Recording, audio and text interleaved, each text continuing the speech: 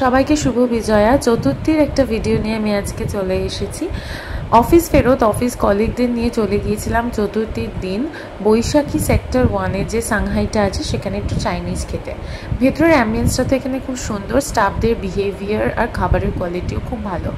এর আগেও আমি এখানে গেছি, তার বড় একটা ব্লগ আমার অলরেডি আপলোডেড আছে চ্যানেলে। তারপরে অনেক গল্প হাসাহাসি করতে করতে মেনু ডিসাইড করে ফেললাম। স্টার্টারে নেওয়া হয়েছিল প্যানকো ফ্রাইড ফিশ, যেটা ছিল একেবারে অরিজিনাল ভেটকি মাছের ছোট ছোট ফিশ ফ্রাই টাইপের, কিন্তু ছিল ভীষণ ক্রিস্পি আর ভীষণ টেস্টি।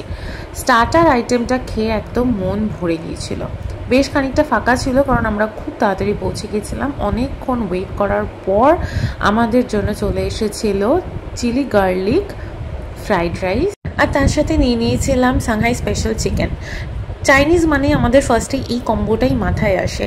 পুজো বলতে খুবই লিমিটেড মেনু ওখানে অ্যাভেলেবেল ছিল, তার মধ্যে আমরা এই অপশনগুলোই চুজ করেছিলাম। ভালো খাওয়া দাওয়া মজা হলো সেই দিন।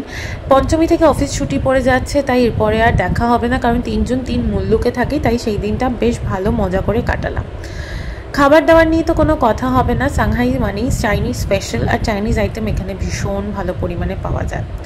তাড়াতাড়ি খাওয়া দাওয়া করে সেরে বিলটা মিটিয়ে যে যার বাড়ি চলে গেলাম। তো আজকের জন্য এইটুকুই, টাটা।